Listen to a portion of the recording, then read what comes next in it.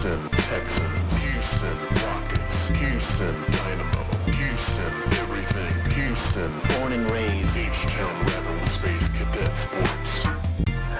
Ladies and gentlemen, boys and girls, children of all ages, folks of all stripes, and distinguished guests, put your hands together for the Space Cadet Sports Podcast.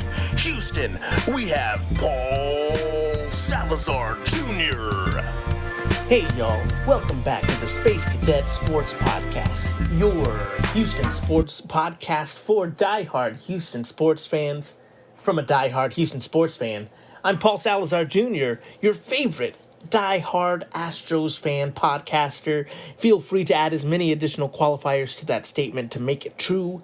I am an entertainer. I am a creative multi-hyphenate, but most importantly, I'm a proud Houston native, and I have the receipts to prove it. People don't know this, but I'm the jester they named TC Jester after.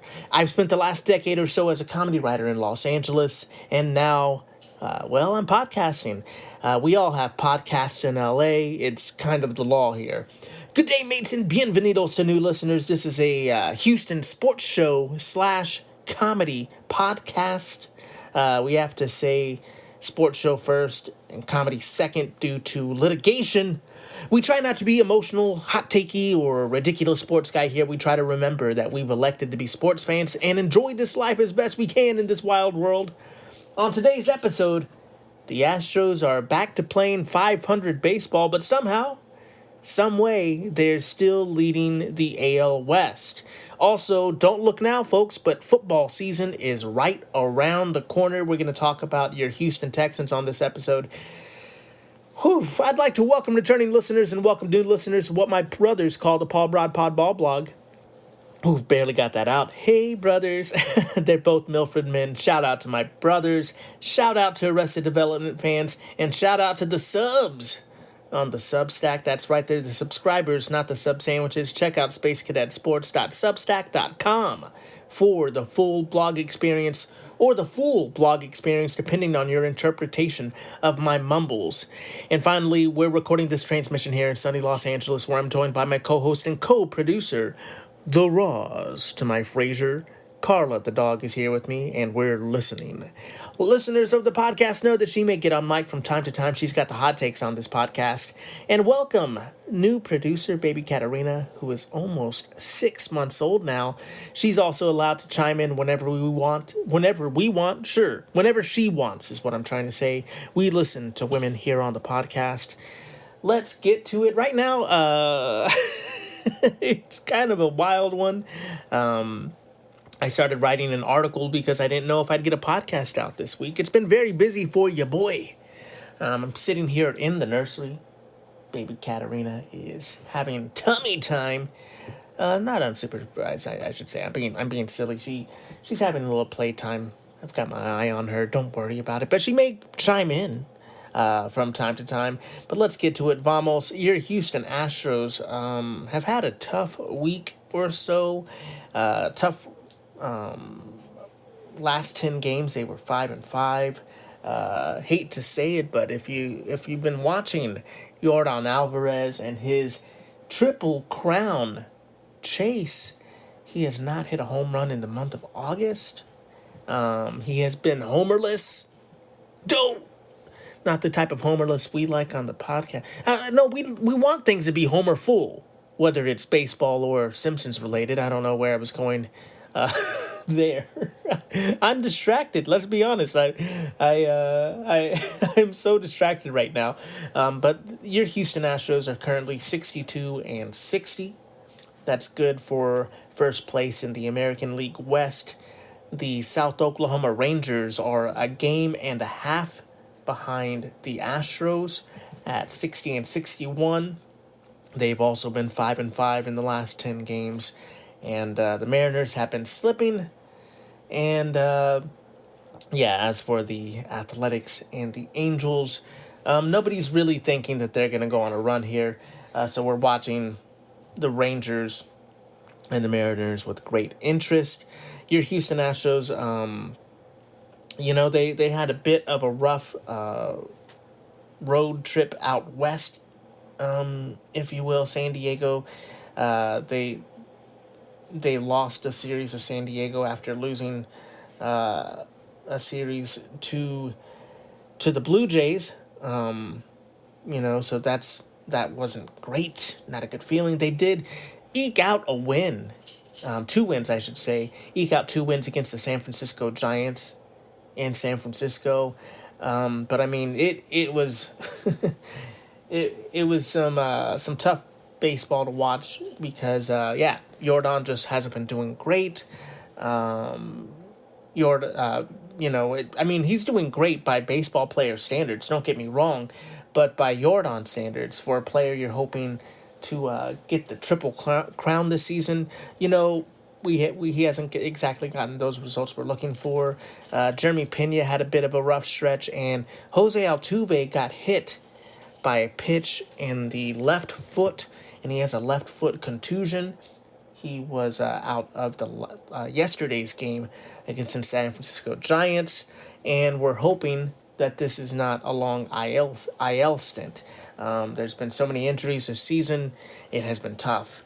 And in yesterday's game, Brian King, left-handed relief pitcher, got the start.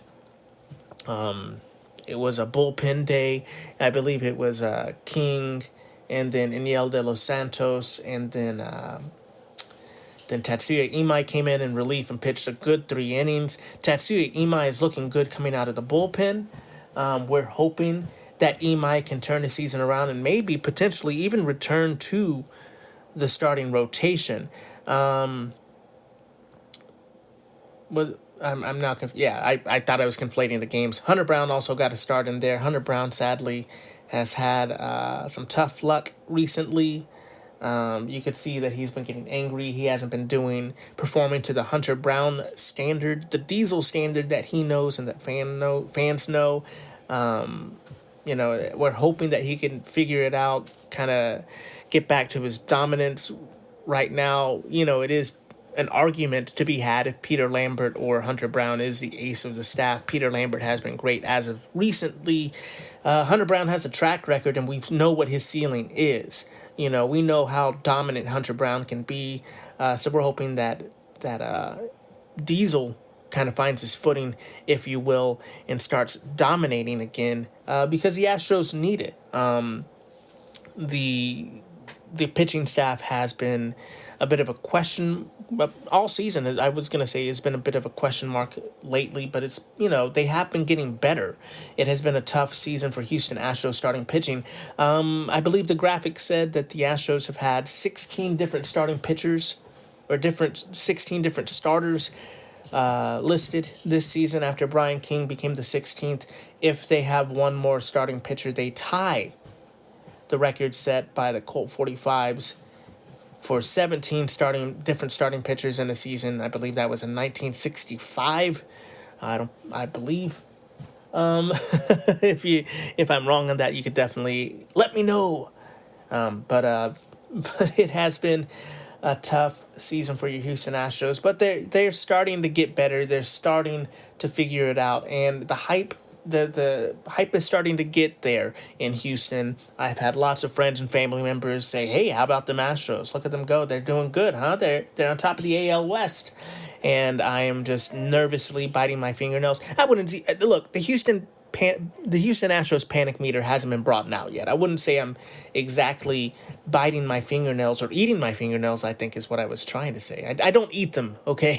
I don't eat my fingernails. I'm not even biting them right now. I'm just saying I'm apprehensive about these Houston Astros. We have a couple of big series coming up for Astros fans and for the Astros team. A good stretch of home games starting tomorrow with the Seattle Mariners coming into town, then the Los Angeles Angels of Anaheim, and then the Athletics. No city. The Angels have 2 cities and the Athletics have none. Make it make sense. Make it make sense. We're hoping, praying even, that the Astros win all 3 of those series. These series are huge.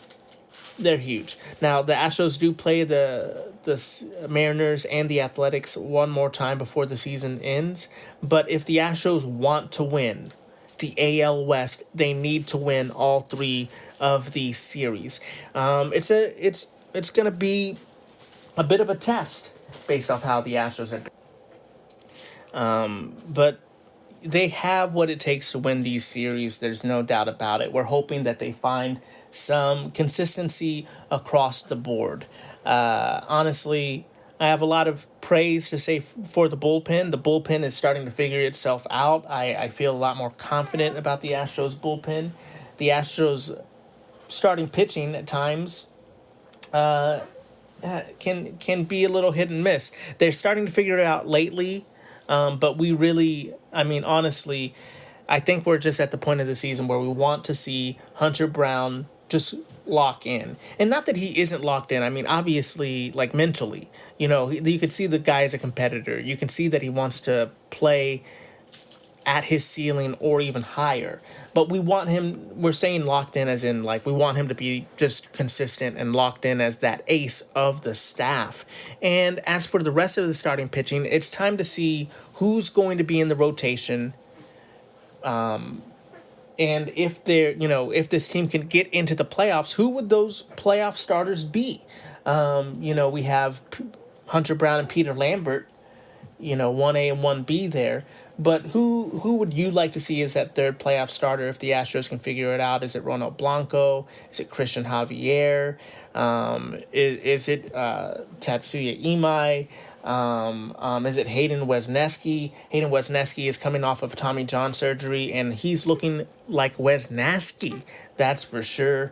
I think that and then you have, you even have some guys maybe looking like maybe a Kaiwei Tang. I don't know if he's actually being considered for a starter again this season, but there are options, and we want to see this kind of get clarified as who's leaned on as a starter and who's going to be in the bullpen. But with Katarina talking here, folks, we're going to take a quick break, and we'll be right back to talk about your Houston Astros offense and how we hope that they'll do in this upcoming week. We'll be right back. H-Town Rebel Space Cadet Sports. And we're back. Welcome back to the Space Cadet Sports Podcast. I'm your host, Paul Salazar Jr. Producer Katarina's here with me. And we're talking about your Houston Astros, specifically their offense, or their lineup, I should say. Look, their offense, it's been a little tough to watch lately. This road trip, I guess I should say specifically, sometimes the offense this season has been completely carried by Yordan Alvarez. That's no surprise to most people, but his recent struggles have kind of dried up the offense at times. We're looking to Christian Walker and Isaac Paredes, Jeremy Pena, Jose Altuve. There's plenty of talent in this lineup. It's just sometimes not always clicking at the same time. And we're looking for them to get consistency overall as a group. And specifically, this has been the bane of the existence of the Astros for a couple seasons now, just with runners in scoring position. I think I want to look up the numbers. I can't do it right now, frankly, because I have a baby in my hand. My hands, I should say. Look, I'm not holding my baby with one hand, okay? Look, get off my back, all right? But, really, I think I would venture to say they're a little slightly below average, with runners in scoring position this season, but I could be completely off on that. Let me know. But all I'm saying is that we want them to improve. We need them to be to really do well, be the Astros that we've known and loved in the Astros golden era of just getting hits with 2 outs and really just making magic happen when it's clutch time. In some roster news, the Houston Astros have sent Jake Myers down to Sugar Land. I think that Jake Myers kind of experiment is kind of coming to an end. And I'm a huge Jake Myers fan. I think defensively, he really was a great center fielder for the Astros. Offensively, he was streaky, but he had some power. He could figure it out. But with the addition of Dalton Varsho during the trade deadline, and Jake Myers really not finding some consistency, the Astros have opted to pick up Nelson Velasquez off of the waivers, who is a right-handed outfielder. He's 27 years old with a career average of 211 and with 35 home runs in his career. I think the Astros are looking for some kind of injection of life into this lineup. Sadly, Dalton Varsho and Jake Myers are very similar defensively, and Dalton Varsho just has a better resume, a better track record. So they're hoping that Dalton Varsho could figure it out. Yes, that's right. She's asking what a resume is. I'll explain to her what a CV is soon enough, and we'll get to cover letters. I don't want her to get into the job hunt this early. Look, we might be returning to children working as a country, but I don't want my child, my 6-month-year-old, goodness, I don't want my 6-month baby to be learning about a resume and getting on Indeed. I don't want her to have a LinkedIn profile, okay? So get off my back. But, Dalton Varsho is definitely seen by the Astros front office as having a much higher ceiling as Jake Myers. And maybe Jake Myers can figure it out and come back to the Astros. But I do think this might be towards the end of Jake Myers' tenure with the Astros, seeing that they're sending him down and picking up Nelson Velasquez. Also, in notes, Shea Whitcomb, who was an infielder and part-time outfielder for the Houston Astros. He played for Team Korea. Korea, yes, I'm saying that correctly. I just got a wiggly baby in my arms. He played for Team Korea during the World Baseball Classic. Had some good power. He led the minor league. I want to say Pacific Coast League in home runs last season. He definitely can hit some dingers, but he has been DFA'd by the Astros and subsequently picked up by the San Francisco Giants. So thank you, Shea Whitcomb. We wish you success. He just really never found his footing on the major league level. He was prone to errors in the infield. And just right now, the Astros need consistency, so they're kind of pruning some of the inconsistent players and looking for players like Nelson Velasquez or Lamont Wade Jr., just any kind of guy that has a little bit more of a veteran presence that can maybe find some kind of consistency here in Houston and bring extra base hits to the Astros. Right now, we're looking at the Astros, obviously, going forward, these next 3 series against AL West opponents, and we're looking for them to dominate. I would love to see them sweep either the Angels or the Athletics, and would love to see them win that series against Seattle at home. They're all home games, so folks, go out to Daikin, let them know you're there, cheer on the home team. This next week, I honestly think, is the biggest week for the Houston Astros all season long. This is it. It's time to see if the Astros are going to win the AL West or if they're going to be fighting for a wild card for the last month of the season. Or last month and couple weeks here, to be honest. But folks, I really think if you have not been watching the Astros, if you're looking to get into the season, there's no time like the present. Let's go cheer on Yordan Alvarez. Hope we get multiple home runs from the man to just really, really kind of cement that Triple Crown chase, and that this team can rise to the top of the AL West with some breathing room. Here's hoping. Here's praying. All right, folks. Sorry for the weird edit there. Full disclosure, I recorded the first part of this podcast on Thursday. Yesterday, now it's Friday. Look, I'm desperately trying to get a podcast episode out this week. So, yeah, some of the information might be a little old news maybe at this point. But hey, we got a podcast out. Yesterday, as of the recording of this podcast currently, the Texans had their first preseason game against the Los Angeles Chargers and dropped that game, unfortunately. But it is preseason. C.J. Stroud, I believe, didn't even touch the field, by design. And unfortunately, there is an injury to talk about. Graham Mertz, the third-string quarterback, may have torn his ACL. Not good news for Graham Mertz. Hopefully, the Houston Texans won't be in need of a third-string quarterback very frequently this season. So best of health to Graham Mertz.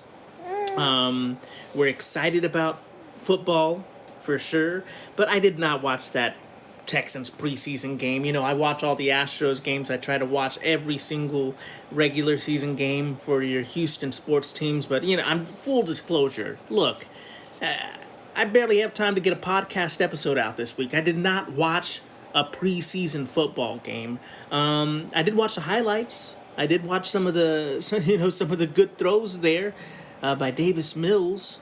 Next man up is what we call him here on the podcast. So we are excited about the Texans. They are starting to roll along. As the preseason weeks continue, we'll talk about that 53-man roster starting to shape up. We can talk about the practice squad of your Houston Texans. But right now, we're just happy that football is back. Foosball's the devil, as Kathy Bates says, but we love it here on the pod. Speaking of the devil, a little news in the sports world. The LA Lakers have been sold. That's right, completely out of nowhere. Mark Walters, who has been embroiled in scandal, LA Dodgers owner, ICE supporter, currently just recently bought the Lakers. And then, we shared it on Instagram. Mark Walters found himself embroiled in another scandal. And the Department of Justice was investigating said scandal. And because that's just how the world works nowadays, or at least America, that's how America works nowadays, out of nowhere, it just was announced that Mark Walters sold the LA Lakers to Bob Iger, former head of Disney, and Josh Kushner. If that name Kushner sounds familiar, this is Trump's in-laws. So the Department of Justice investigated the owner of the Lakers and Dodgers, and before we know even if there was any guilt, what's happening in the situation, all of a sudden it seems like he was pressured to sell the Lakers. So now, somehow, some way, the LA Lakers have even worse ownership. And the Department of Justice is involved somehow. And look, I really don't know that much about the situation. This is a Houston podcast, but it's just very odd. Fans everywhere are looking at this through the corner of their eye, wondering what exactly is happening. I mean, really, at the end of the day, if something is happening, if there's fraud, if bad things are happening, the public should know. There shouldn't be a backdoor sweetheart deal to keep billionaires out of trouble, and that deal basically giving the president, president's family, the LA Lakers. It's a weird situation. I feel bad for Lakers fans. It is going to be a developing story, seeing that we really don't know what's happening. It's just weird that something's just swept under the rug. If you give me something, is the way it seems to me. And speaking of sweeping things under the rug and give me something, the LA Clippers are also embroiled in a scandal. So look, it's not a good time for basketball in LA. It seems like Kawhi Leonard was given endorsements on the side to essentially be paid more by the LA Clippers. Former ESPN journalist and now just full-time independent journalist Pablo Torre has broke that story and is very much on it.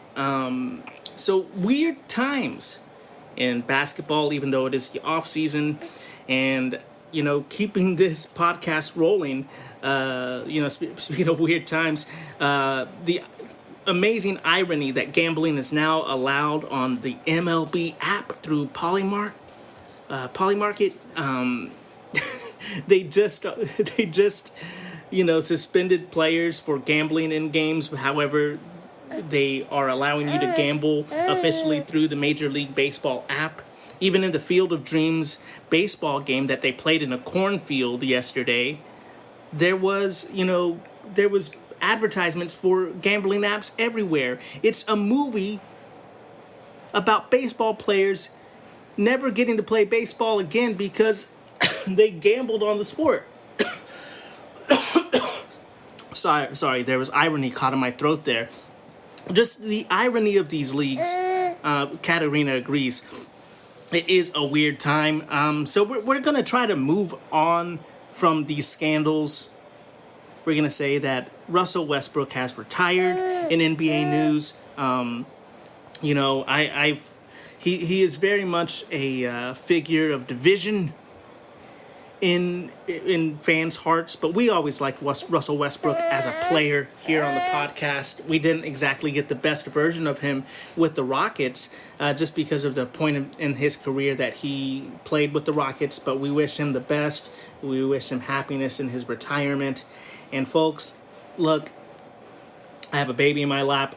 For some reason, my voice is completely shutting down, so we're going to have to wrap this podcast up fairly quickly here. But we do want to say football is on the way. Get your fantasy teams in order. Get your mock drafts done. We will do pick'ems here on the podcast. It's what I've done the last couple seasons, where I pick the winners, or I try to pick the winners every week, so you can compare and contrast your picks with mine. But Katerina's saying it's time to wrap it up. So with that being said, that's going to do it for this transmission, Space Cadets. Thank you so much for listening to the podcast. Please like, rate, review, subscribe, share, and all that jazz. We are a small podcast and only go as far as our listenership takes us. We are supported by listeners like you, so please share with the Houston fan or Australian in your life and give us a 5-star rating on whatever platform you listen to us on. You can reach out on social media. Like I mentioned, we share stories there on Instagram. That's Space Cadet at Space Cadet Sports on Instagram. Or if you just want to leave a comment, go to the Substack. You could do that at Substack. Space Cadet Sports. That's Substack.com. You can subscribe to the support. Let me know what you think. Or you can let me know what you think by leaving me a voicemail on SpeakPipe. That's speakpipe.com/Space Cadet Sports. You can call in and let me know. And if you made it this far, you must like me on some kind of level. You can support me not only on Substack with my personal Substack, but at Paul Salazar Jr. Thanks for listening. Remember to be the best that you can be. Keep your head up, kid. And as always, vamos, Houston, and abolish ICE.